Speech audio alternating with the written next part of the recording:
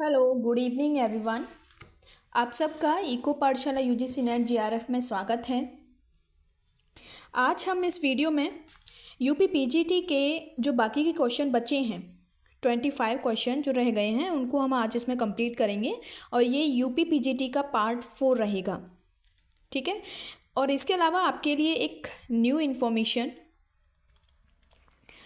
MPPSC के form, assistant professor के जो फॉर्म हैं एमपीपीएससी के वो आउट हो चुके हैं, फॉर्म निकल चुके हैं, रजिस्ट्रेशन किया जा रहा है। तो आप लोग जो बच्चे एमपीपीएससी का असिस्टेंट प्रोफेसर का एग्ज़ाम देना चाहते हैं तो वो जल्द से जल्द रजिस्ट्रेशन कर लें।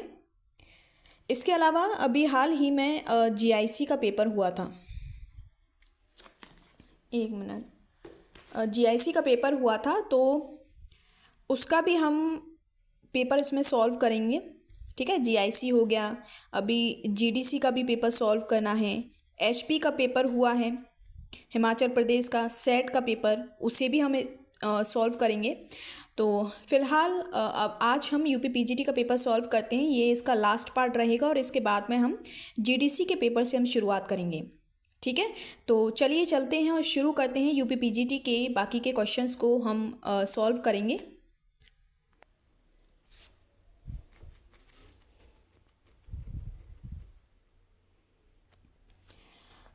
इसके साथ ही जो बच्चे इको पाठशाला यूजीसी नेट जीआरएफ से जुड़ना चाहते हैं, एक मिनट,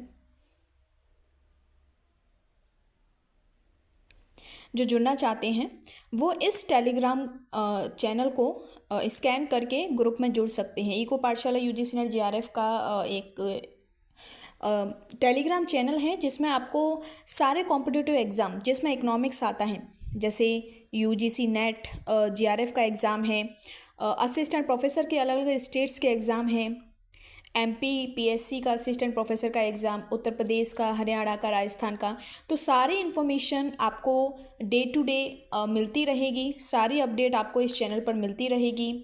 ठीक है, तो जो बच्चे जुड़ना चाहते हैं वो इस टेलीग्राम क्यूआर कोड के थ्रू टेलीग्राम से जुड़ सकते हैं।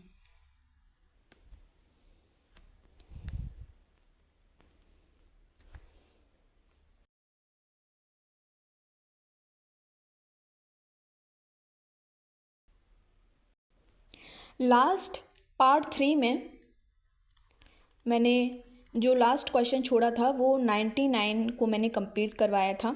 ठीक है, जिसका आंसर डी था। इसके बाद इसके जो नेक्स्ट क्वेश्चन है उससे हम शुरुआत करते हैं। Question number 100, the model used to represent the process of explaining the transformation of countries from high birth rate and high death rate to low birth rate and low death rates as part of the economic development of a country is known as। देखिए, पढ़ने में ये जो question है बहुत लंबा है। ठीक है, और देखकर ही आपको डर लग जाएगा और आप इस क्वेश्चंस का जो मीनिंग है, ठीक है, असली जो इसका मतलब है वो आप थोड़ा हो सकता है कि नर्वस हो जाए और उसका जो सही मीनिंग है वो आप ना निकाल पाएँ। ठीक है, तो इसको हम पहले समझेंगे इस क्वेश्चन को। ठीक है, यहाँ पर दिया है ट्रांसफॉर्मेशन ऑफ कंट्रीज़, यानी कि जो देश होते हैं उनका उनमें चेंजेस, किसी चेंजेस की बात इसमें की है।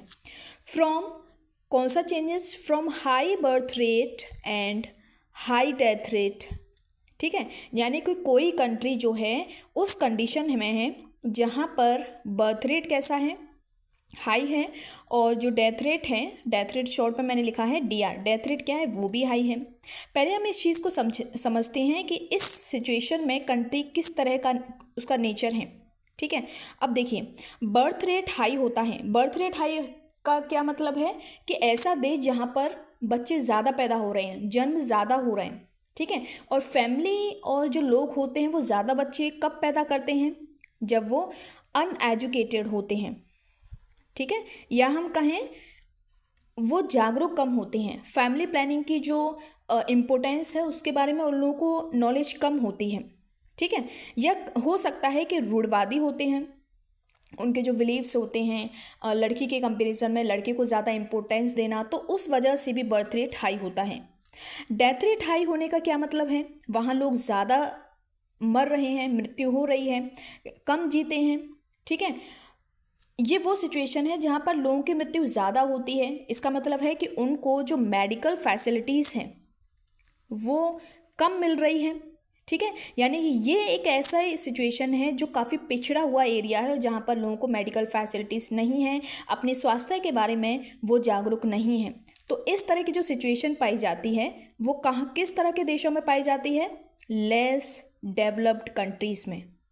ठीक है, यानी कि यहाँ पर दिया है transformation of countries from high birth rate and high death rate, यानी कि ट्रांसफॉर्मेशन ऑफ कंट्री हम कह सकते हैं किससे?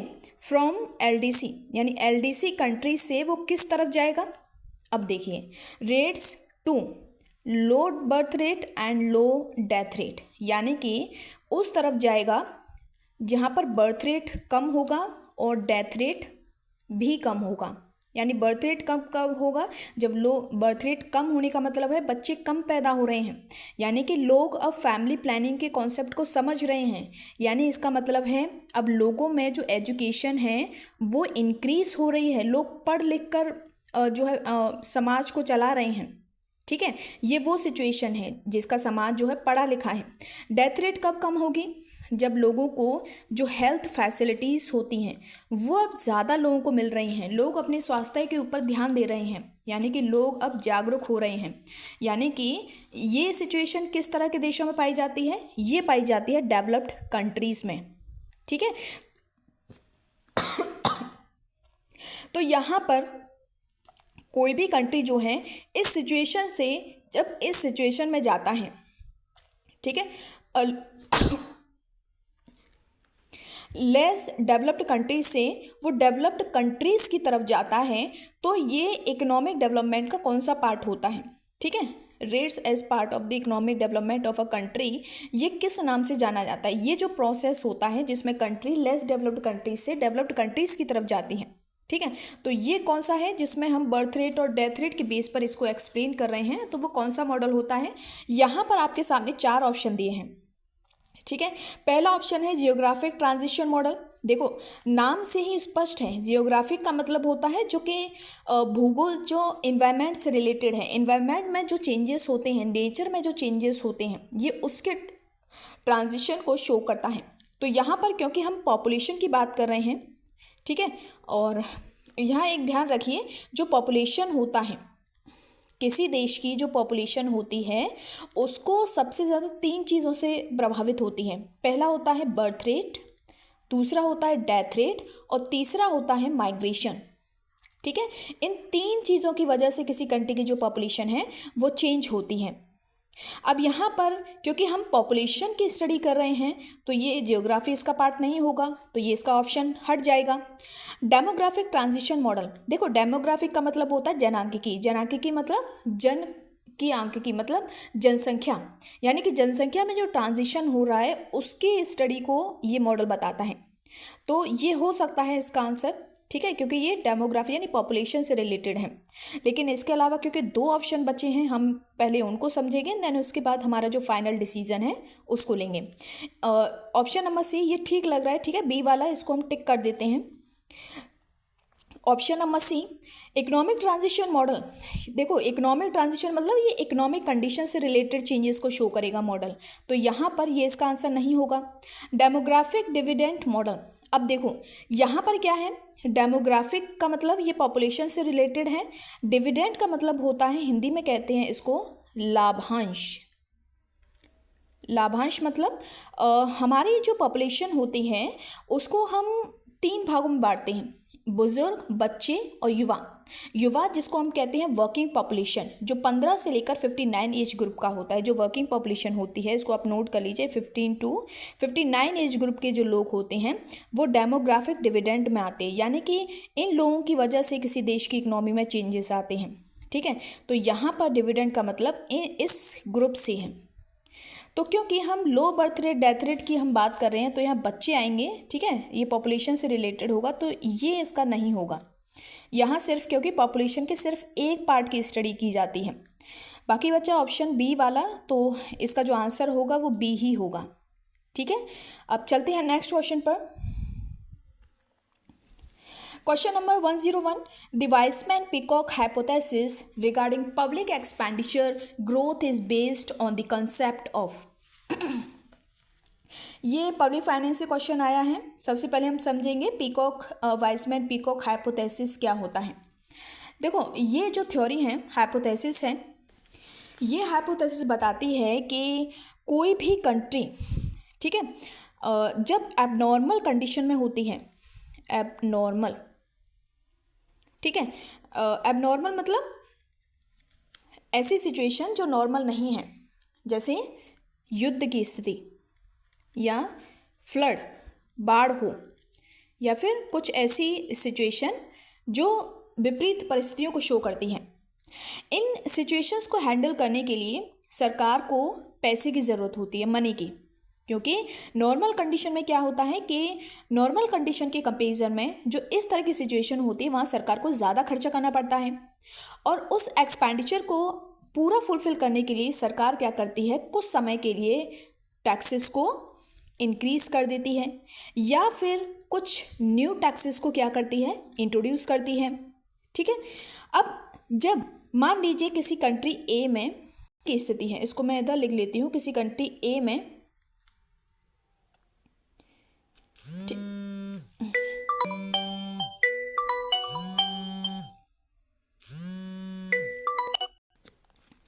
मान लो किसी कंट्री में ए में, ठीक है, युद्ध हो जाता है, या ए में युद्ध होता है किसी दूसरी कंट्री से, तो इस कंडीशन में सरकार मान लीजिए कुछ नए टैक्सेस जो हैं इंट्रोड्यूस करती है, बढ़ाती है, या कुछ न्यू टैक्सेस को वो लगाती हैं पॉपुलेशन के ऊपर।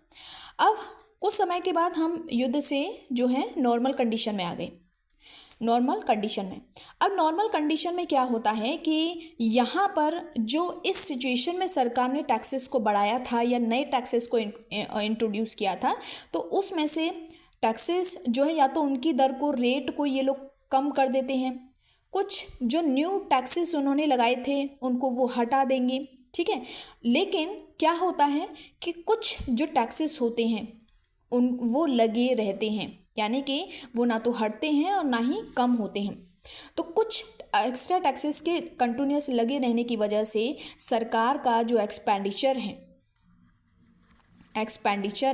यानी कि युद्ध से पहले जो एक्सपेंडिचर था एक्स, युद्ध के बाद उनका जो एक्सपेंडिचर है, ठीक है, X2, इसको हम X1 और X2, X2 जो होगा वो पहले के एक्सपेंडिचर से ज़्यादा होगा। क्यों?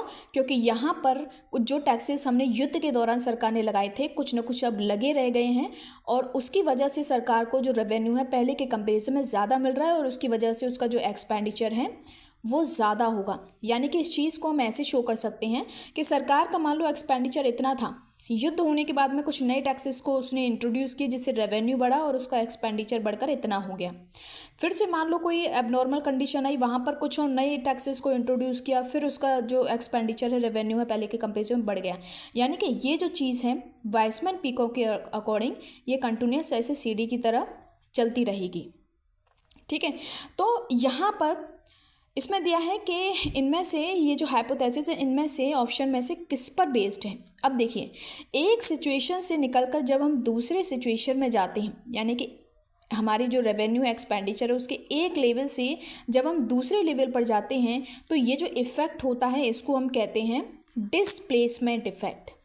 डिस्प्लेसमेंट इफ़ेक्ट, ठीक है, इसको आप लोग नोट कर लीजिए। तो यहाँ पर जब आप ऑप्शन पढ़ोगे, automatic stabilisers, crowding out effect, multiplier effect and displacement, तो इसका जो आंसर होगा वो डी वाला होगा। ठीक है, ऑटोमेटिक स्टेबलाइजर नहीं होगा। क्राउडिंग आउट इफेक्ट क्या होता है? देखो, क्राउडिंग आउट इफेक्ट होता है, एक मिनट मैं इसको स्पेस कर लेती हूँ।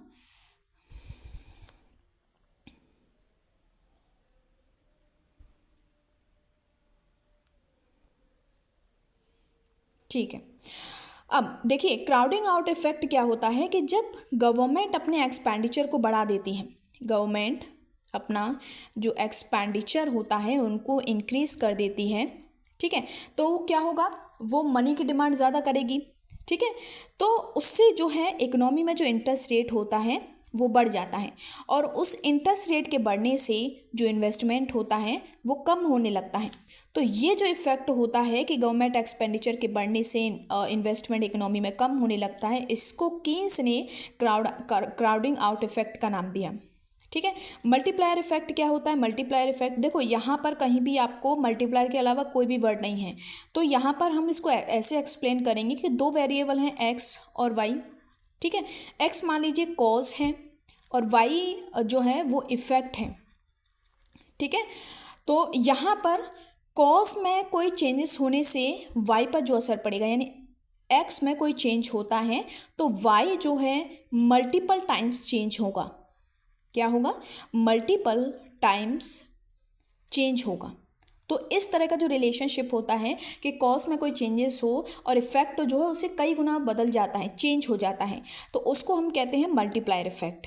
ठीक है। तो यहाँ पर इसका जो आंसर होगा वो ऑप्शन नंबर डी होगा। Next question, a market structure in which there is only, ठीक है, आपको ध्यान रखना है, there is only a single buyer and a single seller. ठीक है। इनमें से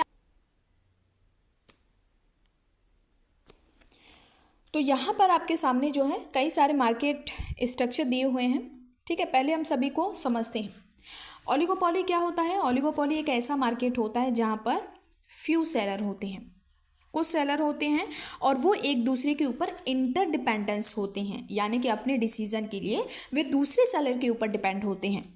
ड्यूपॉली क्या होता है? ये ओलिगोपॉली का एक टाइप्स होता है और जिसमें सिर्फ दो सेलर होते हैं। ठीक है। बायलेटरल मोनोपोली क्या होता है? बायलेटरल मोनोपोली वो मोनोपोली होता है जहाँ पर एक बायर होता है। ठीक है। एक बायर और एक सेलर होता है। ठीक है। अब यहाँ पर मिल गया इसका आंसर। यहाँ पूछा है कि only a single buyer and a single seller, तो ये पाया जाता है बायलेटरल मोनोपोली में। ठीक है। मोनोप्सोनी क्या होता है? मोनोप्सोनी का मतलब होता है single buyer and many seller. बहुत सारे सेलर होते हैं लेकिन एक खरीदने वाला होता है। तो इस तरह का जो मार्केट होता है वो आपका मोनोप्सोनी मार्केट होता है। तो यहाँ पर क्योंकि सिंगल बायर सिंगल सेलर का पूछा है तो इसका जो आंसर होगा वो ऑप्शन नंबर बी होगा। Gross domestic product at market price is related to GDP at factor cost. देखो पहले इसको हम इक्वेशन के फॉर्म में लिख देते हैं। इसमें दिया है GDP at market price is equal to GDP factor cost by is related to, ये जीडीपी उससे कैसे रिलेटेड है?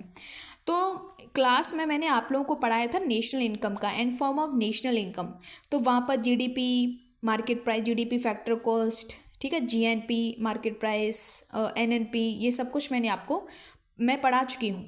ठीक है। तो यहाँ पर देखिए, यहाँ पर जो जीडीपी इधर दिया है ये मार्केट प्राइस पर दिया है, हमें मार्केट प्राइस पर निकालना है किसके मदद से? फैक्टर कॉस्ट की मदद से। ठीक है। मार्केट प्राइस का मतलब है कि वो प्रोडक्ट जिसकी वैल्यू जो है मार्केट में कितनी है। ठीक है। जब कोई भी प्रोडक्ट बनता है, फैक्टर कॉस्ट मतलब किसी प्रोडक्ट को बनाने में जो फैक्टर लगा है उसकी जो इनकम है उसको हम ऐड करेंगे, टोटल करेंगे तो वो कॉस्ट आएगी। ठीक है। तो कोई भी चीज़ जितने में बनती है, क्या मार्केट में जाकर वो सेम प्राइसेस पर डिस्ट्रीब्यूट होती है, बेची जाती है? नहीं। जब मार्केट में कोई भी प्रोडक्ट आता है तो सबसे पहले उसके ऊपर क्या लगता है? टैक्स लगता है। तो यहाँ पर सबसे पहले इसमें क्या होगा? टैक्स इंक्लूड होगा। और क्योंकि प्रोडक्ट है तो प्रोडक्ट के ऊपर कौन सा टैक्स लगता है? इस पर टैक्स लगता है इनडायरेक्ट टैक्स। ठीक है। अब यहाँ पर क्या है कि कोई भी प्रोड्यूसर जब प्रोडक्शन करता है तो वहाँ पर उसके कॉस्ट को कम करने के लिए, उसको आगे बढ़ाने के लिए, प्रमोट करने के लिए, प्रोडक्शन को ज़्यादा करने के लिए सरकार क्या करती है? उनको सब्सिडी देती है और सब्सिडी देने की वजह से उनका जो फैक्टर कॉस्ट है वो कम हो जाता है। ठीक है। तो इस फैक्टर कॉस्ट, क्योंकि एक्स्ट्रा जो इनकम इनके पास आया है वो इनका नहीं है बल्कि ये गवर्नमेंट की तरफ से उनको मिला है, तो यहाँ पर इसके इफेक्ट को कम करने के लिए क्या करते हैं? हम सब्सिडी को घटा देते हैं, सब्सिडीज़ को क्या कर देंगे? माइनस कर देंगे। तो ऐसे करके जब जीडीपी फैक्टर कॉस्ट में हम इनडायरेक्ट टैक्सेस को इंक्लूड करेंगे और सब्सिडी को घटा देंगे तो उससे हमारा निकल कर आता है मार्केट प्राइस पर जीडीपी। ठीक है। तो यहाँ पर आप देखेंगे कि ये दोनों कैसे जुड़े हुए हैं, ये दोनों आपस में जुड़े हुए हैं इनडायरेक्ट टैक्सेस और सब्सिडी से। ठीक है, तो इसको देखेंगे adding indirect tax and subtracting subsidy मिल गया। यहाँ पर इनडायरेक्ट टैक्सेस को हम क्या कर रहे हैं, ऐड कर रहे हैं, और सब्सिडी को सब्सट्रैक्ट कर रहे हैं, घटा रहे हैं। तो इसका आंसर ए हो जाएगा। एडिंग द टोटल कॉस्ट, नहीं टोटल कॉस्ट नहीं है। Adding depreciation, no. Adding subsidy, subsidy add नहीं होगा, ये माइनस होगा। ठीक है, सब्सिडी जो है माइनस होगा। एंड सब्सट्रैक्टिंग इनडायरेक्ट, ये इनडायरेक्ट टैक्स जो है घटेगा नहीं, ये जो है प्लस होगा। तो इसका जो आंसर होगा वो ऑप्शन नंबर ए होगा। The gravity model in international trade suggests that bilateral trade between two countries is. सबसे पहले हम समझेंगे ग्रेविटी मॉडल क्या होता है।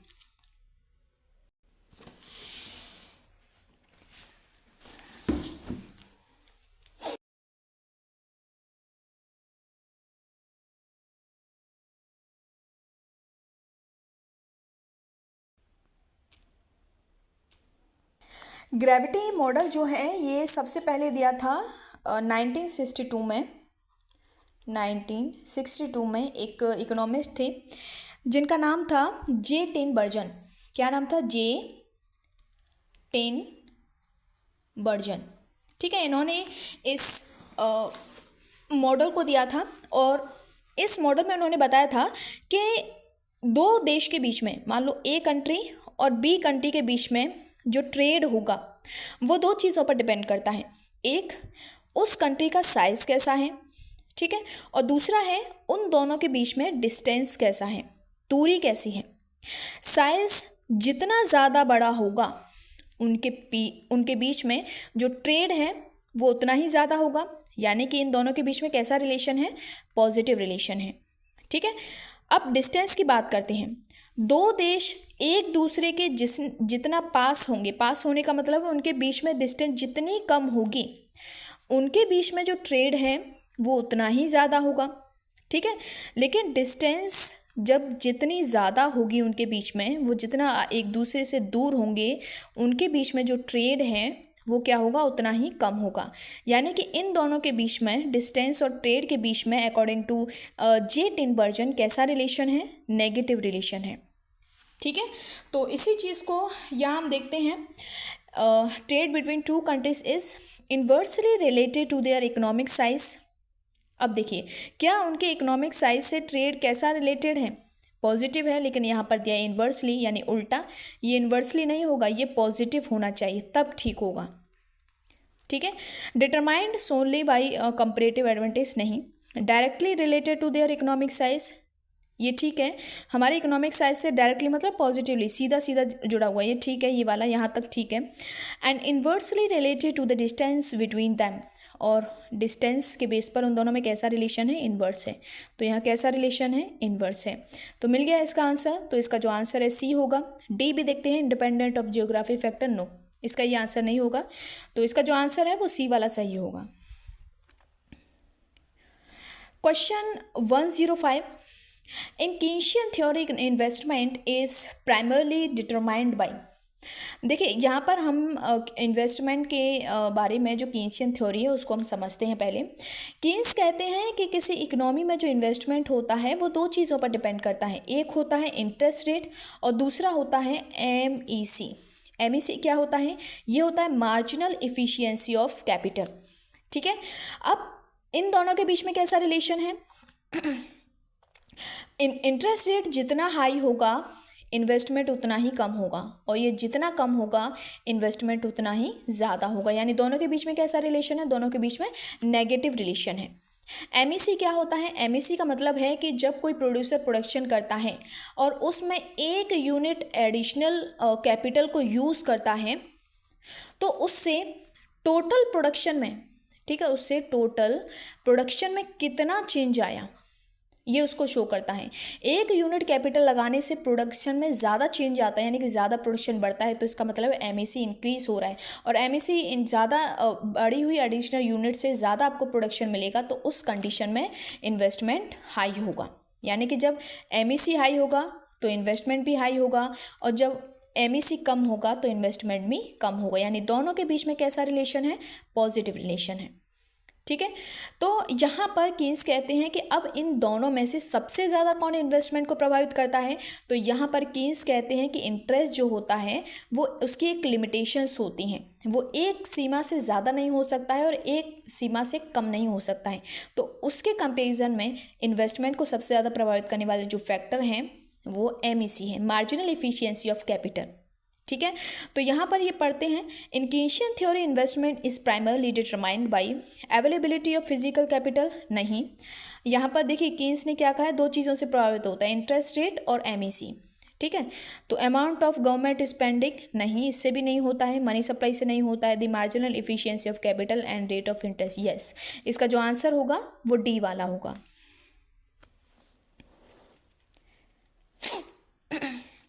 Credit creation bye commercial banks is limited primarily. देखो, जो बैंक होती हैं वो क्रेडिट क्रिएशन करती हैं, पहले इस क्वेश्चन को हम समझेंगे। ये क्या करती हैं, क्रेडिट क्रिएशन करती हैं, और जितना ज़्यादा क्रेडिट क्रिएशन करेंगी बैंकों का जो प्रॉफिट है वो उतना ही ज़्यादा होगा। अब ये क्रेडिट क्रिएशन क्या होता है, क्रेडिट क्रिएशन का मतलब होता है कि मान लो कोई ए पर्सन जो है बैंक में आता है और उसने 1,000 रुपये उसमें जमा किए, बैंक क्या करेगी, इस 1,000 रुपये का कुछ SLR काटेगी, CRR काटेगी। ठीक है, मान लो वो 100 रुपये इसका काटती है और रिजर्व करके अपने पास रखती है। ठीक है, और बाकी का जो पैसा है 900 रुपये, उसको क्या करेगी, उसको दूसरे किसी बी व्यक्ति को लोन दे देगी। ठीक है, इस बी पर्सन का एक अकाउंट खोलेगी और उसमें जो लोन देगी वो सारा का सारा पैसा एक साथ नहीं जमा करेगी, उसमें वो कुछ उसका जो जितना रेशियो उन्होंने डिटरमाइन किया है, मान लो यह 400 रुपये वो जमा करेगी। ठीक है, तो ऐसे करके यहाँ जो पैसा बचेगा उसको किसी तीसरे बंदे सी को देगी। ठीक है, ऐसे करके ये क्या करते हैं, ये ऐसे करके अपने अकाउंट्स बनाते हैं और उससे ज़्यादा से ज़्यादा कस्टमर को लोन दे करके उनसे इंटरेस्ट वसूलते हैं, और यही जो इंटरेस्ट होता है यही इनका प्रॉफिट होता है। ठीक है, तो ऐसे करके ये लोग क्रेडिट क्रिएशन करते हैं, जितना ज़्यादा इस तरह का क्रेडिट क्रिएशन करेंगे उतना ही इंटरेस्ट उनको मिलेगा और उतना ही उनका बेनिफिट होगा। अब यहाँ पर देखिए इस चीज़ को रोकने के लिए सरकार जो है उनको प्रतिबंध लगाती है, मतलब उनके लिए उनको रोकती है। तो इनमें से कौन सा टूल है जिससे सरकार जो है, RBI जो है, कॉमर्शियल बैंक के जो क्रेडिट क्रिएशन का प्रोसेस होता है उसको लिमिट में रखती है। तो यहाँ पर reserve requirement prescribed by RBI, yes, ये ठीक है इसका। फिस्कल पॉलिसी, नहीं। फॉरेन एक्सचेंज रिजर्व, ये भी नहीं होगा। मार्केट डिमांड फॉर लोन्स, ये भी नहीं होगा। इसका जो आंसर होगा वो ए वाला होगा। कैसे होगा इसको समझ लीजिए। यहाँ पर रिजर्व रिक्वायरमेंट का मतलब होता है, जैसे मान लो कोई, जैसे अभी मैंने एग्जांपल बताया था इस बंदे का, ठीक है, इसमें से ये 100 रुपये रिजर्व का काटती है और इसको वो रखती है, यानी कि उसके पास जितना डिपॉजिट होता है बैंक के पास में, ठीक है, बैंक के पास में जो भी डिपॉजिट होता है उस डिपॉजिट का एक एक्स पार्ट हिस्सा जो है उसको क्या करना पड़ता है, RBI के पास जमा करना पड़ता है, जिसको हम रिजर्व कहते हैं, विथ कोलेट्रल। ये होता है आपका, इसको हम कहते हैं CRR। अभी आपके लिए न्यू इन्फॉर्मेशन, CRR की जगह पर नया एक रेट आया जिसको हम कहते हैं SDF। ठीक है, यहाँ पर बैंकों में जो रिजर्व जमा किया जाता था वो कोलेट्रल के साथ जमा किया जाता था, लेकिन अब जो नया इंट्रोड्यूस हुआ है इसमें जो रिजर्व का जो पैसा है वो विदाउट कोलेट्रल जमा किया जाएगा। ठीक है, समझ में आया। तो यहाँ पर इसका जो आंसर होगा वो ऑप्शन नंबर ए होगा। देखो, जितना ज़्यादा बैंकों को अपना पैसा RBI के पास रखना पड़ेगा उतना ही कम वो लोगों को लोन दे पाएंगे, और लोन कम देंगे तो ऐसी बात है उनकी जो क्रेडिट क्रिएशन है वो उतनी ही कम होगी। ठीक है, तो उससे क्या होता है कि रिजर्व रिक्वायरमेंट से जो है उनकी क्रेडिट क्रिएशन को लिमिट में रखा जा सकता है। तो इसका ए सही होगा।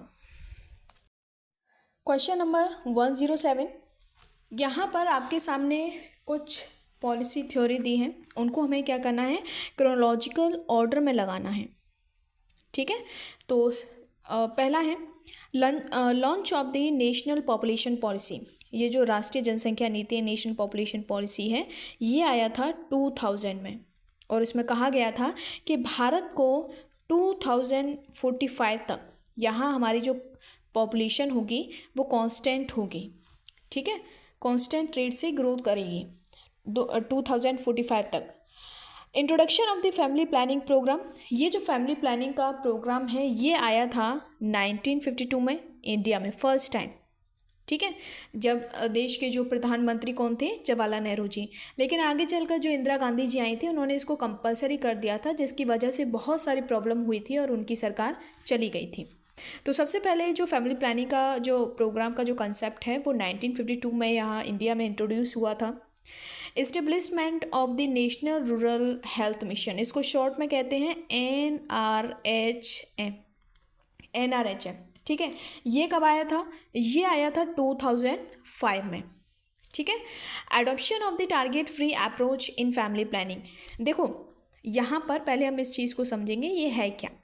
1952 में जब फैमिली प्लानिंग का कॉन्सेप्ट आया था तो उस समय जब इंदिरा जी की सरकार आई थी तो उन्होंने इस चीज़ को क्या कर दिया था, कंपलसरी कर दिया था, क्योंकि भारत अभी डेवलपिंग कंट्रीज है, बहुत सारी रूढ़िवादी विचारधारा हमारे देश में पाई जाती है, तो लोगों को जो है इस चीज़ से विरोध था, यानी वो लोग इस चीज़ का विरोध कर रहे थे, कंपलसरी इसको किया गया था उनके द्वारा।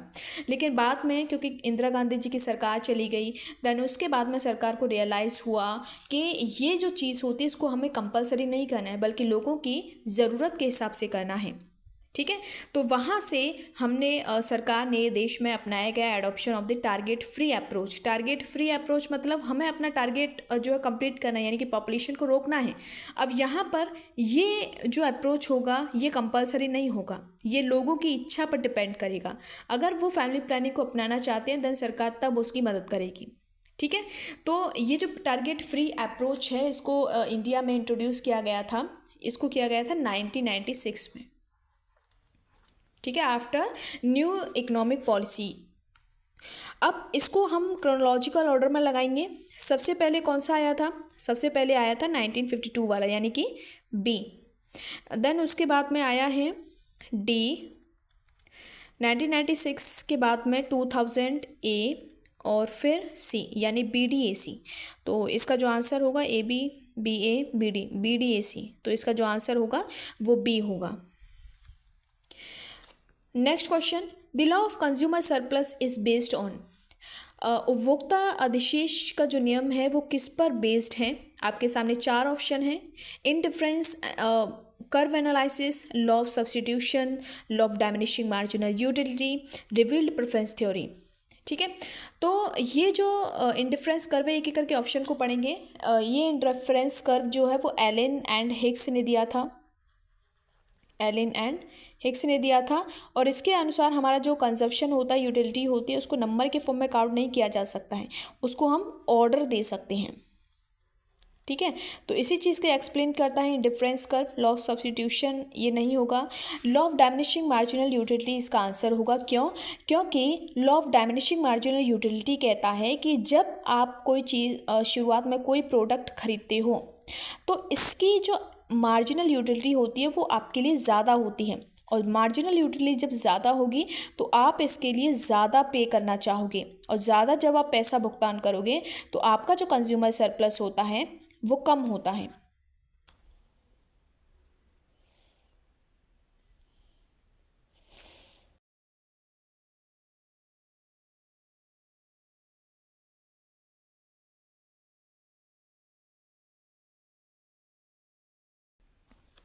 ठीक है, जब जैसे जैसे आप उस प्रोडक्ट को कंज्यूम करते जाते हैं वैसे वैसे क्या होता है, उसे मिलने वाली जो मार्जिनल यूटिलिटी है वो कम होती जाती है, और हर बार आप क्या करोगे, उसके लिए कम पे करना चाहोगे, और कम पे करने की वजह से आपका जो कंज्यूमर सरप्लस है वो ज़्यादा होगा। तो कहने का मतलब है कि इस मार्जिनल यूटिलिटी से हमारा कंज्यूमर सरप्लस पर इफेक्ट पड़ रहा है। तो यहाँ पर कंज्यूमर सरप्लस किस पर बेस्ड है, law of diminishing marginal utility से। रिवील्ड प्रेफरेंस थ्योरी जो है ये सैमुअल्सन ने दिया था, ठीक है। तो यहाँ पर इसका जो आंसर होगा वो सी होगा। What is the primary characteristic of diminishing returns to scale, अब देखिए ये माइक्रो इकोनॉमिक्स का क्वेश्चन है और डायमिनिशिंग रिटर्न्स टू स्केल जो होता है ये लॉन्ग रन कॉन्सेप्ट है। क्या है? Long run concept. ठीक है, और लॉन्ग रन में जितने भी वेरिएबल, जितने भी फैक्टर्स होते हैं वो कैसे होते हैं? वो वेरिएबल होते हैं। वेरिएबल का मतलब है कि लॉन्ग रन में हम अपने फैक्टर्स को अपनी इच्छानुसार घटा बढ़ा सकते हैं। तो यहाँ पर जब हम इसका ग्राफ बनाएंगे ऐसे करके, इसका जो टीपी कर्व होता है वो ऐसे होता है टी। ठीक है, और जब यहाँ जिस पॉइंट पर ये मैक्सिमम होता है वहाँ पर जो एमपी होता है वो ज़ीरो होता है इस पॉइंट पर, उसके बाद वो नेगेटिव हो जाता है। एपी कर्व ऐसे होता है। ठीक है, अब यहाँ पर क्या है कि जो रिटर्न्स टू स्केल का जो शुरुआती अवस्था है उसके बारे में बताया गया है। ठीक है, तो total output increases eight an increasing rate, नहीं। टोटल आउटपुट रिमेन्स कांस्टेंट, ये भी नहीं होगा। टोटल आउटपुट डिक्रीजेस, नहीं। Total output increases, total output क्या होता है? बढ़ता है। Increasing at decreasing rate. ठीक है, तो ये वाला जो पार्ट है ये यहाँ पड़ता है, ये वाला, इसको मैं अलग कर देती हूँ। ये ऐसे करके होता है, यानी कि इसमें कर्व बढ़ तो रहा है लेकिन बहुत स्लो स्लो बढ़ रहा है। तो ये वाला जो पार्ट है इसको हम कैसे इसको डिफाइन करेंगे? Increasing at decreasing rate. ठीक है, तो इसका जो आंसर होगा वो डी वाला होगा। Next question, the marginal standing facility allow banks to borrow. सबसे पहले हम समझेंगे ये एमएसएफ क्या होता है। ठीक है, एमएसएफ जो है ये इंडिया में इंट्रोड्यूस हुआ था 2011 में। ठीक है, अब यहाँ पर क्या है, ये कब यूज़ किया जाता है इस टूल को? मान लीजिए किसी बैंक को शॉर्ट रन में जो है लिक्विडिटी शॉक हो गया। लिक्विडिटी शॉक, ये क्या होता है? लिक्विडिटी शॉक का मतलब है कि किसी बैंक में जो लिक्विडिटी है, लिक्विडिटी मतलब जो कैश है, पैसा है, वो कम पड़ गया है और वो अपनी ज़रूरत को पूरा नहीं कर पा रहा है। तो उस कंडीशन में संतुलन बनाए रखने के लिए बैंक जो है वो आरबीआई से शॉर्ट टर्म जो हेल्प है वो ले सकता है। कुछ समय के लिए आरबीआई क्या करता है, इनको लोन देता है, और ये लोन कब तक रहता है? जब तक इनकी जो शॉर्ट टर्म की प्रॉब्लम है वो ठीक नहीं हो जाती। ठीक है, और जिस दर पर जो रेट होता है, जिस इंटरेस्ट रेट पर आरबीआई जो है इसको शॉर्ट टर्म के लिए लोन देता है वो रेपो रेट से हाई होता है। ये वाला जो इंटरेस्ट रेट है ये हाई होता है। ठीक है, और यहाँ पर ऐसा नहीं है कि बैंक को जितना ज़्यादा पैसा चाहिए उतना आरबीआई देगा, नहीं। आरबीआई बैंक को लिमिटेड फंडिंग करता है। क्या करता है? लिमिटेड पैसा देता है। तो ये होता है हमारा एमएसएफ। ठीक है, तो अब इसको हम समझते हैं इसके ऑप्शंस को। अनलिमिटेड फंड, नहीं, मैंने क्या बताया, ये जो आरबीआई है इनको लिमिटेड फंड देता है, तो अनलिमिटेड की वजह से ही गलत हो जाएगा। Funds from other banks eight market rates, नहीं, फ्रॉम अदर बैंक नहीं, किससे लेती है? आरबीआई से लेती है, तो ये भी इसका आंसर नहीं होगा। Foreign currency from RBI for trade financing, नहीं, ये भी नहीं होगा। Limited funds from RBI at a rate higher than repo rate against government security, yes, इसका जो आंसर होगा वो डी वाला होगा। तो इसका एक्सप्लेनेशन एक बार आप लोग वीडियो को पीछे करके पॉज करके आप इसको समझिए, देन उसके बाद इसके आंसर ऑप्शन को समझिए। ठीक है, तो इसका जो आंसर होगा वो डी वाला होगा। इन measuring money supply M1 typically includes, यहाँ पर क्या है, M1 की डेफिनेशन पूछी है। मनी एंड बैंकिंग हमने पढ़ा होगा, M1 क्या होता है, M2 क्या होता है, M3 की डेफिनेशन और M4 की डेफिनेशन। पहले हम इसको समझेंगे। M1 जो होता है इसमें एक तो करेंसी आती है, ठीक है, और क्या आता है, अदर डिपॉजिट आता है, मैं शॉर्ट में इसको लिखूंगी, डिमांड डिपॉजिट आता है और अदर डिपॉजिट आता है। ये होते हैं M1 की डेफिनेशन। M2 में क्या आता है, M2 में M1 में जो जो चीज़ें होंगी वो आएंगी, प्लस इसमें आएगा post office saving deposit, post office saving deposit. ठीक है, ये M2 की डेफिनेशन है। M3 में क्या आएगा, M3 में M1 आएगा plus net time deposits of bank, ठीक है, ये M3 की डेफिनेशन है। M4 में क्या आएगा, M4 में आएगा M3 plus total deposit with the post office saving organisation, ठीक है, सेविंग ऑर्गेनाइजेशन। तो इसकी डेफिनेशन ये है। अब क्वेश्चन में हमसे क्या पूछा है, क्वेश्चन में हमसे पूछा है M1 का, यानी कि ये वाला। तो यहाँ करेंसी होता है, अदर डिपॉजिट होता है, और डिमांड डिपॉजिट होता है, और अदर डिपॉजिट होता है। तो इसके ऑप्शंस हम लोग पढ़ते हैं, फिर उसका आंसर निकालते हैं, ठीक है। तो currency in circulation, yes, demand deposit, yes, and other checkable deposit, ठीक है, ये आ गया इसका आंसर। ओनली करेंसी नहीं, और financial assets including stocks and bonds, ये भी नहीं होगा। करेंसी है, डिमांड डिपॉजिट है, टाइम डिपॉजिट नहीं होगा, ये M3 में आता है। तो इसका जो आंसर होगा वो ए वाला होगा। Question number 112, the absolute theory of tax shifting associated with the classical school assume. अब देखो, एब्सोल्यूट जो थ्योरी है इसको क्लासिकल इकोनॉमिस्ट ने दिया था, एडम स्मिथ, रिकार्डो, इन लोगों ने ये इस चीज़ में विश्वास रखते थे एब्सोल्यूट थ्योरी ऑफ टैक्सेशन में। इसमें ये कहते हैं कि सरकार कोई भी टैक्स लगाती है वो लास्ट में जाकर किसके ऊपर उसका बर्डन पड़ता है, उसका बर्डन पड़ता है किसके ऊपर, कंज्यूमर के ऊपर, ठीक है। अब सरकार कोई टैक्स लगाती है, ठीक है, तो सरकार जब टैक्स लगाएगी तो उससे प्रोडक्ट के जो प्राइसेस है वो क्या हो जाएंगे, हाई हो जाएंगे। टैक्स किसके ऊपर लगाएगी, टैक्स लगाएगी सेलर के ऊपर, ठीक है। सेलर क्या करता है, इसको ट्रांसफ़र कर देता है, शिफ्ट कर देता है कंज्यूमर के ऊपर। कैसे, वो प्राइसेस को बढ़ा देता है, और उस बढ़ी हुई प्राइसेस पर जब कंज्यूमर उसको ख़रीदता है तो रियल में जो टैक्स का पे करता है वो बायर करता है, ठीक है। तो ऐसे करके यहाँ पर जो सेलर है जिसके ऊपर कानूनी रूप से टैक्स लगाया गया था वो क्या कर देता है, इस टैक्स को बायर के ऊपर शिफ्ट कर देता है। तो क्लासिकल के अकॉर्डिंग कोई भी टैक्स लगता है वो लास्ट में जाकर उसका जो बर्डन है वो कंज्यूमर के ऊपर यानी कि बायर के ऊपर लगता है। तो ये है आपका absolute theory of tax shifting, ठीक है। तो एक बार इसको पढ़ लेते हैं ऑप्शंस इसके। Taxes can not be shifted, तो कैन नॉट की वजह से ये गलत हो जाएगा। Tax burden distributed equally among all citizens, नहीं, सिर्फ कंज्यूमर के ऊपर ज़्यादा पड़ता है, सबके ऊपर बराबर नहीं पड़ता। Only indirect taxes can be shifted, नहीं, डायरेक्ट ओनली इनडायरेक्ट टैक्सेस, ये इनका व्यू नहीं था। All taxes are eventually shifted to consumer, yes, कोई भी टैक्स सरकार लगाती है वो लास्ट में जाकर उसका जो बर्डन है वो कंज्यूमर के ऊपर ही पड़ता है। तो इसका जो आंसर होगा वो ऑप्शन नंबर डी होगा। क्वेश्चन नंबर 113,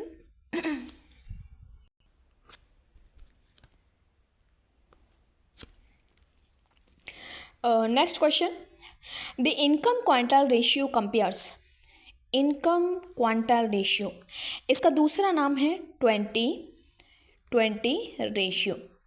अब जब आप इस नाम को पढ़ोगे तो आंसर आप अपने आप निकाल लोगे, ठीक है। ये क्या होता है, ये होता है जो रिचेस्ट, जो अमीर 20% लोग हैं उनकी इनकम का जो गरीब 20% लोग हैं, 20% जो पुअर पीपल हैं उनकी इनकम का जो रेशियो होता है वो होता है इनकम क्वांटाइल रेशियो। यानी कि इसको मैं कैसे लिखूँगी, इसको मैं लिख सकती हूँ income quantile ratio is equal to average income of richest 20% population upon average income of poorest 20% population, ठीक है। इसको ऐसे निकाला जाता है। अब यहाँ से जब हम इसके ऑप्शंस पढ़ेंगे तो इसका आंसर आप खुद निकाल लोगे। The income of the poorest 20% of the population to the income of the richest 20%, मिल गया। Total income of the middle class, नहीं, income distribution in rural areas, नहीं. The income of top 10% of earners to 10 bottom 10%. ये वाला जो होता है fourth वाला, ये होता है पाल्मा रेशियो. इसको हम कहते हैं पाल्मा रेशियो. ठीक है, जिसमें टॉप 10% और बॉटम 10% जो पॉपुलेशन है उसकी इनकम को देखा जाता है. तो इस तरह का जो रेशियो होता है उसको हम पाल्मा रेशियो कहते हैं. ठीक है, इसके अलावा एक और रेशियो होता है, वो होता है decile dispersion ratio. Dispersion ratio. ठीक है, ये कैसे निकाला जाता है? ये निकाला जाता है एवरेज इनकम ऑफ रिचेस्ट. देखो यहाँ पर एक मिनट, इसको मैं फिर से लिखती हूँ. Richest X%. ठीक है, हमें नहीं पता ये वैल्यू कितनी है, ये कोई भी नंबर हो सकता है. Average income of bottom X%. तो इस तरीके से जब हम निकालते हैं इनइक्वालिटी को तो वो हमारा डिसाइल डिस्पर्शन रेशियो होता है. ठीक है, तो ये क्वेश्चन समझ में आया और इससे रिलेटेड जो इन्फॉर्मेशन है वो भी मैंने आपको प्रोवाइड की है. तो इसका जो आंसर होगा वो ए वाला होगा. Next question, which of the following is primary objective of fiscal policy in developing countries. किसी भी डेवलपिंग कंट्रीज में जो फिस्कल पॉलिसी होता है उसके प्रमुख उद्देश्य क्या होता है? सिर्फ इन्फ्लेशन को कंट्रोल करना? नहीं. ओनली की वजह से क्या होगा, ये गलत हो जाएगा. Reduction of public expenditure? नहीं. पब्लिक एक्सपेंडिचर कैसे कम होगा? जैसे जैसे हम ग्रोथ करेंगे वैसे वैसे जाहिर सी बात है सरकार के जो खर्चे हैं वो और बढ़ेंगे. तो ये रिडक्शन नहीं होगा, ये इंक्रीज होना चाहिए. तो ट्रेड लिबरलाइजेशन एक्सक्लूसिवली? नहीं. Economic growth and equitable income distribution? Yes. तो डेवलपिंग कंट्रीज़ में एक तो ग्रोथ करने की प्रॉब्लम होती है और दूसरा वहाँ जो इनइक्वालिटी होती है इनकम की उसको भी कम करना होता है. तो इसका जो आंसर होगा वो ऑप्शन नंबर डी होगा. Question number 115.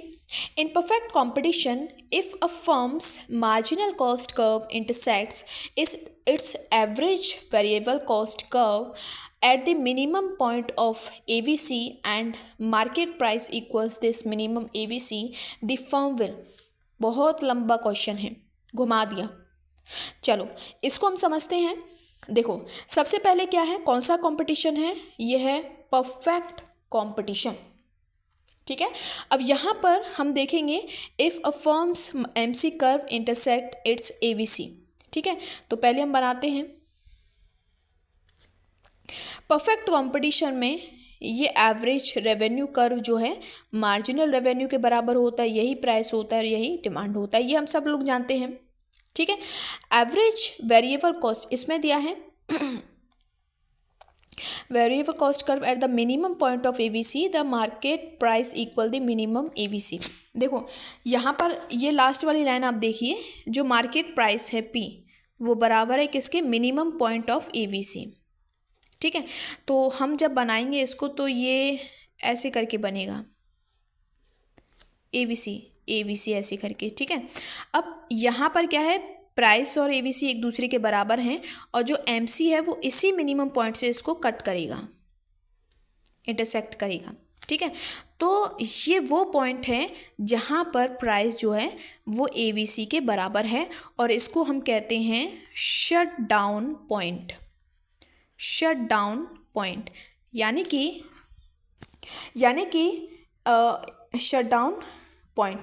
कि इस कंडीशन में फर्म को न तो प्रॉफिट हो रहा है और ना ही loss.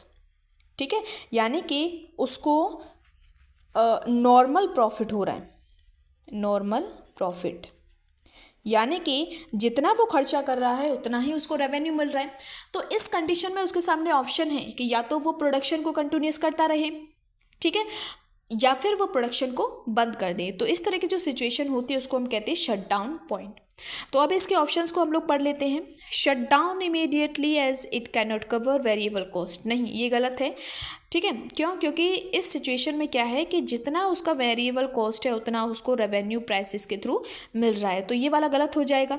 Increase production to minimise losses, नहीं,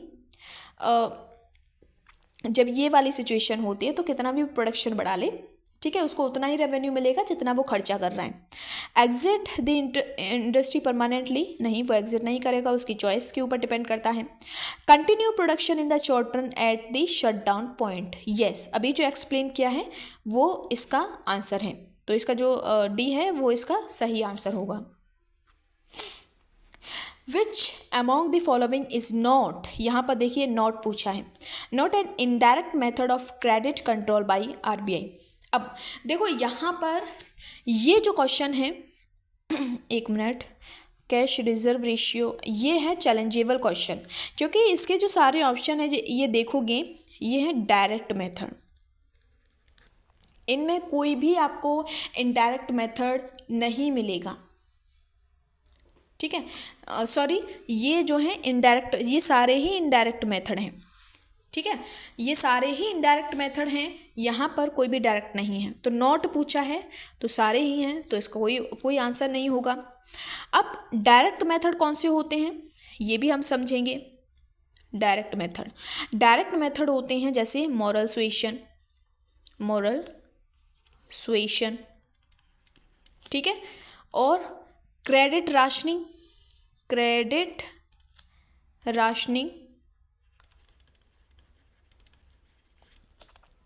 ठीक है, मार्जिन रिक्वायरमेंट,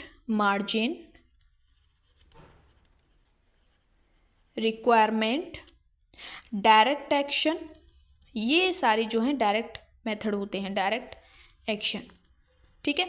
तो यहाँ पर ये सारे ही इनडायरेक्ट हैं, इसमें पूछा है कौन सा इनडायरेक्ट नहीं है, तो यहाँ पर सभी इनडायरेक्ट हैं, तो इसकी वजह से इसका कोई आंसर नहीं होगा। तो ये क्वेश्चन या तो ड्रॉप होना चाहिए, ये ड्रॉप होना चाहिए, लेकिन क्योंकि पीजीटी का आंसर आया है तो वहाँ पर अभी तक कोई फाइनल आंसर की नहीं दी है, ठीक है। तो मेरे हिसाब से इसके चारों ही ऑप्शन गलत हैं, क्योंकि चारों ही इनडायरेक्ट है और उस पर पूछा कौन सा इनडायरेक्ट नहीं है, तो कहीं ना कहीं इस क्वेश्चन में प्रॉब्लम है, ठीक है। Next question, the type of industry organisation that is characterised by recognized interdependence and non-price competition among firm is called। अब देखिए एक इंडस्ट्री है, किस तरह की इंडस्ट्री है, ठीक है, इंटरडिपेंडेंस है, इंडस्ट्री या फर्म में जो फर्म है एक दूसरे के ऊपर क्या है, डिपेंडेंट है, और उनके बीच में कैसा है, नॉन प्राइस कंपटीशन है, जैसे नॉन प्राइस कंपटीशन है, ठीक है। तो आपके सामने 4 मार्केट दिए हैं, एक एक करके हम सभी को एनालिसिस करेंगे और देखेंगे कि किस मार्केट पर ये चीज़ लागू हो रही है। मोनोपोली, यहाँ पर क्या होता है, सिंगल सेलर होता है, ठीक है, यहाँ पर क्या होता है, सिंगल सेलर, और जब सिंगल सेलर होगा तो उनके बीच में कोई कंपटीशन नहीं होगा, और जब कंपटीशन नहीं होगा तो नॉन प्राइस कंपटीशन भी नहीं होगा, तो इसका आंसर ये नहीं होगा। ओलिगोपोली में क्या होता है, फ्यू फर्म्स होती हैं, ठीक है, और कुछ फर्में होती हैं, मोर देन 2 फर्म होती हैं, और वो एक दूसरे के ऊपर डिपेंड होती है, यानी एक फर्म कोई डिसीजन लेगी तो वो दूसरी फर्म के डिसीजन से प्रभावित होगा, ठीक है। तो ये इसका आंसर हो सकता है, लेकिन बाकी के अभी 2 ऑप्शन आपके सामने बचे हैं, तो पहले हम उनको समझेंगे। मोनोपोलिस्टिक कंपटीशन है, मैनी सेलर्स होते हैं, तो जाहिर सी बात है उनके बीच में कंपटीशन होता है, लेकिन वो अब एक दूसरे के ऊपर डिपेंडेंट नहीं होते हैं, क्यों, क्योंकि यहाँ पर एक तरह से कुछ लेवल तक, एक लिमिट तक उनका प्राइस पर कंट्रोल होता है, ठीक है। तो ये इसका आंसर नहीं होगा, परफेक्ट कंपटीशन में तो कोई कंपटीशन होता ही नहीं है, ठीक है। तो इसका जो आंसर होगा वो बी वाला ठीक होगा, ठीक है। Question number 118, Keynes speculative demand for money is based on. देखो इसको हम समझेंगे पहले। केन्स ने 1936 में एक बुक आई थी, the general theory of interest money and employment की, ठीक है। तो वहाँ पर एक थ्योरी दी थी, लिक्विडिटी प्रेफरेंस थ्योरी,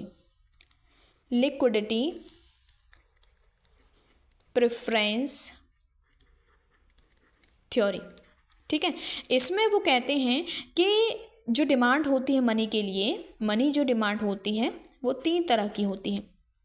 एक होती है ट्रांजैक्शन मोटिव के लिए, एक होती है प्रिकॉशनरी मोटिव के लिए और एक होती है स्पेकुलेटिव मोटिव के लिए।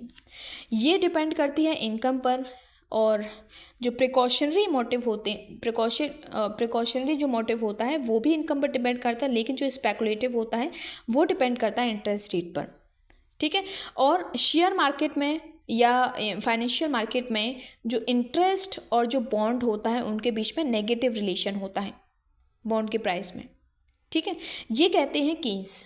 तो यहाँ पर इसका जो ऑप्शन है इसको एक बार हम लोग पढ़ लेते हैं। ये स्पेकुलेटिव डिमांड फॉर मनी है, वो किस पर बेस्ड है? Transaction requirement of economic growth नहीं, इंटरनेशनल ट्रेड रिक्वायरमेंट ये भी नहीं होगा, uncertainty about future interest rate and bond price. Yes, यहाँ पर जो स्पेकुलेटिव डिमांड होता है वो इंटरेस्ट रेट पर डिटरमाइन करता है, और क्योंकि इंटरेस्ट रेट जो है अनिश्चित होता है तो अनसर्टेनिटी उसमें होती है। ठीक है, तो इसका आंसर सी वाला होगा, government regulation of money supply, ये भी नहीं होगा। तो 118 का जो आंसर होगा वो ऑप्शन नंबर सी होगा। According to purchasing power theory, पहले हम इस थ्योरी को समझेंगे, ये किसने दिया था और ये होता क्या है। परचेसिंग पावर जो थ्योरी है इसको सबसे पहले दिया था गस्टव कैसल ने। ठीक है, इसको किसने दिया था? गस्टव कैसल ने दिया था। ठीक है, और कब दिया था इसको? उन्होंने दिया था 1920 में, शायद इनकी बुक आई थी, उनकी एक बुक आई थी, उस बुक का नाम है मनी एंड, उस बुक का नाम है money and foreign exchange, foreign exchange after 1914। इसको आप नोट कर लीजिए, ये इम्पोर्टेंट है। ठीक है, तो यहाँ पर गस्टव कैसल कहते हैं कि किसी भी दो देशों के बीच में जो एक्सचेंज रेट डिटरमाइन होता है वो 2 तरीके से होता है। एक होता है एब्सोल्यूट मेथड से, एब्सोल्यूट मेथड से। इससे क्या क्या होता है? एक्सचेंज जो रेट डिटरमाइन होता है वो होता है 20 internal purchasing power upon as internal purchasing power. ठीक है, तो एब्सोल्यूट तरीके से दो देशों के बीच में आप जब एक्सचेंज रेट निकालोगे तो वो ऐसे निकाला जाता है। अब दूसरा भी मेथड दिया था, वो है रिलेटिव मेथड। ठीक है, इस मेथड से कैसे निकाला जाता है? इस मेथड से जो एक्सचेंज रेट है ये काफ़ी बड़ा फॉर्मूला है। ठीक है, ये यहाँ से क्वेश्चन बन रहे हैं तो इसको भी आप लोग नोट कर लीजिए। तो यहाँ से जो बनता है, जिस फॉर्मूले से हम रिलेटिव तरीके से एक्सचेंज रेट निकालते हैं वो ऐसे हैं। Exchange rate of base year, इसको मैं ऐसे लिख देती हूँ, exchange rate of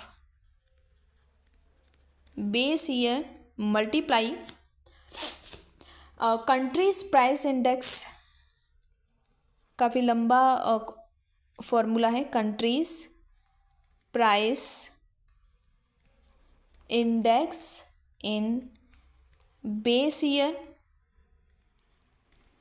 upon countries price index in base year.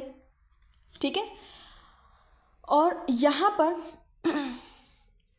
अभी इसका पार्ट रह गया ये वाला, यहाँ पर भी एक और आएगा इसके बाद में, इसको मैं दूसरे पेज पर लिख लेती हूँ। ठीक है, यहाँ पर तो इसका बाद का जो रहेगा वो है price index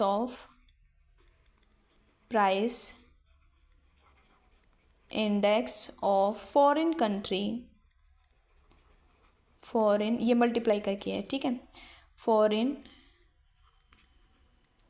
country in current year upon price index of, same कर देंगे, foreign country in base year, ठीक है, ऐसे निकाला जाता है। तो ये है रिलेटिव मीज़र, ठीक है, रिलेटिव मीज़र और एब्सोल्यूट मीज़र। तो इसको थोड़ा, इसके जो ऑप्शन है उसको एक बार हम लोग पढ़ते हैं। Exchange rate should equal the ratio of price level between countries in the long run. Yes, ये ठीक है, ठीक है, दो देशों के बीच का जो प्राइस लेवल होता है, परचेसिंग पावर होता है, उसके रेशियो ही एक्सचेंज रेट होता है, ये वाला ठीक है, इसको अभी हम होल्ड करते हैं। Capital flows determine exchange rate, नहीं, कैपिटल फ्लो नहीं करता। Exchange rate should be fixed by नहीं, ये भी नहीं होगा।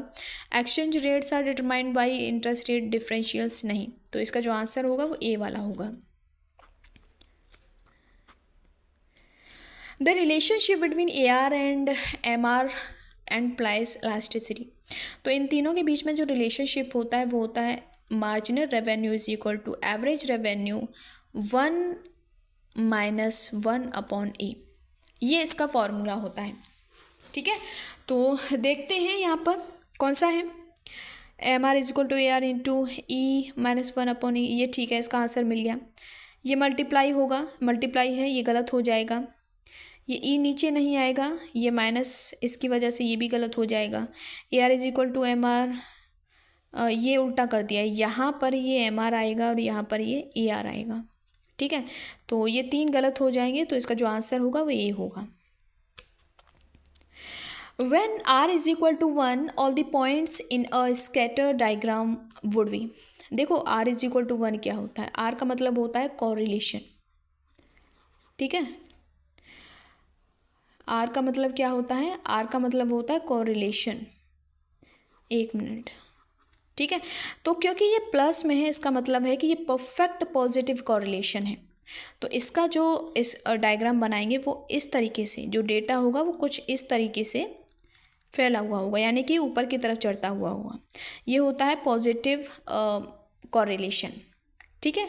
नेगेटिव का कैसा होता है, नेगेटिव का ऐसे चलता है, ऐसे करके नीचे की तरफ, ठीक है। नो कॉरिलेशन का कैसे होता है, नो कॉरिलेशन का होता है ऐसे करके, यानी कि हमें उसकी डायरेक्शन नहीं पता, वो सब जगह फैला हुआ है। तो यहाँ पर क्योंकि +1 का पूछा है तो परफेक्ट कॉरिलेशन का है ये।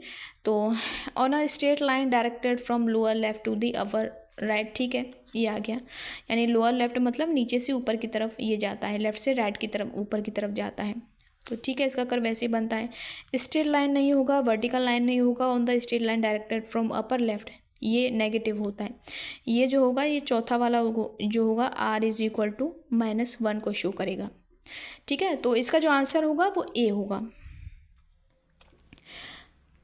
Question number 122, in monopolistic competition we have. Monopolistic competition में क्या होता है, मैनी फर्म होते हैं, बहुत सारे फर्म्स होते हैं, और वहाँ जो प्रोडक्शन होता है वो डिफ्रेंशिएटेड प्रोडक्ट होते हैं, डिफ्रेंशिएटेड प्रोडक्ट होते हैं, यानी प्रोडक्ट की अलग अलग वैरायटी पाई जाती है, ठीक है। तो यहाँ पर जो है इसके ऑप्शन पढ़ते हैं। फ्यू फर्म नहीं होगा, फ्यू फर्म ये भी नहीं होगा। मैनी फर्म्स, ठीक है, सेलिंग अ डिफ्रेंशिएटेड प्रोडक्ट, मिल गया answer. Many firm selling a homogeneous नहीं होगा, ये डिफ्रेंशिएटेड होगा। तो जो इसका आंसर होगा वो ऑप्शन नंबर सी होगा। Question number 123, What is one primary function of the statutory liquidity ratio SLR in India? सबसे पहले हम समझेंगे SLR क्या होता है।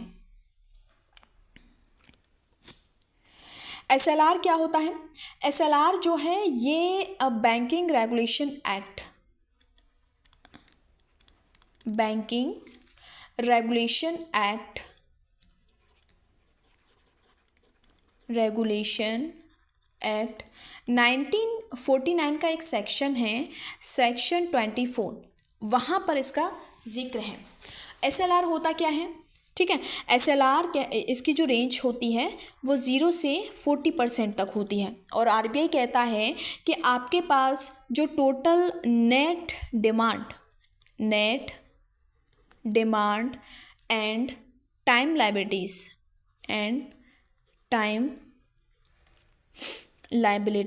लायबिलिटीज जो होती हैं उसका मिनिमम X% जो मनी है उसको आपको क्या करना पड़ेगा, उसको आपको जो है लिक्विड के फॉर्म में रखना पड़ेगा। आपके पास जो पैसा जमा हुआ है उसका कुछ हिस्सा आपको लिक्विडिटी के फॉर्म में रखना पड़ेगा। ठीक है, तो ये कहता है SLR। ठीक है, तो यहाँ पर SLR को निकालने का जो फॉर्मूला होता है वो ये है, SLR is equal to liquidity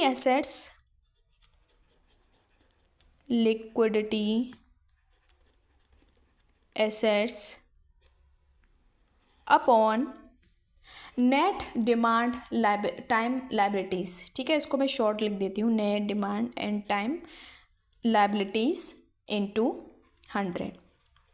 ठीक है, तो इसको SLR को ऐसे करके निकाला जाता है। तो इसके ऑप्शंस पढ़ते हैं एक बार। To adjust overnight interbank lending rate automatically, नहीं। To ensure banks maintain liquidity by holding cash, gold and government security. Yes, वो लिक्विडिटी को मेंटेन करता है। कैसे? कुछ पैसा कैश में रखेगा, कुछ गोल्ड में रखेगा, कुछ गवर्नमेंट सिक्योरिटीज़ में रखेगा, क्योंकि उसको जो है अपने टोटल डिपॉजिट का एक मिनिमम परसेंटेज क्या है, लिक्विडिटी के फॉर्म में रखना होता है। तो इसका जो आंसर है वो बी हो जाएगा। ठीक है, to penalize banks for poor assets quality, नहीं। To restrict commercial banks from investing in government security, ये भी नहीं होगा, ये नेगेटिव में जाएगा, फोर्थ वाला। तो इसका जो आंसर होगा वो ऑप्शन नंबर बी होगा। Question number 124, the interest rate parity condition states that. हम समझेंगे इंटरेस्ट रेट पैरिटी कंडीशन क्या होती है। ठीक है, ये जो कंडीशन है ये बताती है, मान लीजिए दो कंट्री हैं A और B, यहाँ पर X% इंटरेस्ट रेट है, यहाँ पर Y% इंटरेस्ट रेट है, यानी कि दोनों में क्या है, इंटरेस्ट रेट डिफरेंट है। ये डिफरेंट इंटरेस्ट रेट धीरे धीरे क्या करेंगे, इन दोनों देशों में दो एक्सचेंज रेट होते हैं जिसको हम कहते हैं, एक होता है फॉरवर्ड एक्सचेंज रेट और दूसरा होता है स्पॉट एक्सचेंज रेट। इन दोनों को क्या करेगी, एक दूसरे के बराबर कर देगी। ये कौन कहता है, इंटरेस्ट रेट पैरिटी। और धीरे धीरे दोनों देशों में जो डोमेस्टिक और जो फॉरेन करेंसी होता है उनसे जो रिटर्न मिलेगा वो एक समय के बाद इक्वल हो जाता है। ठीक है, तो इसके क्वेश्चंस पढ़ते हैं एक बार। Interest rate should be equal across country, higher interest rate always attract capital flow, ये इसका आंसर नहीं होगा। Central bank should coordinate interest rate policy, नहीं। The interest rate differential equal the expected depreciation rate of domestic currency, ये ठीक है। इसका जो आंसर होगा वो डी होगा। Question number 125 and last question, in the context of tax incidence what is the impact of a tax as per Dalton's distinction. देखो यहाँ पर पूछा है टैक्स इंसिडेंस के संदर्भ में डाल्टन का क्या व्यू है। तो हम जानते हैं इंसिडेंस का क्या मतलब होता है, फाइनल बर्डन। और ये किसके ऊपर पड़ता है, ये पड़ता है जाहिर सी बात है बायर के ऊपर। इम्पैक्ट क्या होता है, इम्पैक्ट होता है इनिशियल बर्डन, ये होता है इनिशियल बर्डन। और ये किसके ऊपर पड़ता है, ये सेलर के ऊपर पड़ता है। तो क्योंकि यहाँ पर हमें इंसिडेंस के बारे में पूछा है तो डाल्टन्स का जो व्यू है वो ये है कि इसका जो बर्डन है वो फाइनल बर्डन वो कंज्यूमर के ऊपर पड़ेगा। तो the final economic burden borne by consumer, मिल गया answer. The redistribution of income by government expenditure, नहीं। The irrelevant because only incidence matter, नहीं। Initial legal burden on the person who first required to remit the tax, ये impact हो जाएगा। क्या हो जाएगा, इम्पैक्ट हो जाएगा। तो इसका जो आंसर होगा वो ऑप्शन नंबर ए होगा। यहाँ पर हमने यूपी पीजीटी के आज हमने 25 क्वेश्चन सॉल्व किए। ठीक है। तो यहाँ पर UPPGT का जो पार्ट है वो कंप्लीट होता है। अब कुछ दिनों में आपके पास जो वीडियो आएगी वो UPGDC, ठीक है। इसके मैं 2 पार्ट बनाऊंगी, तो वहाँ पर इस पेपर को हम सॉल्व करेंगे, ठीक है। तो मिलते हैं नेक्स्ट वीडियो में। आज के लिए बस इतना ही।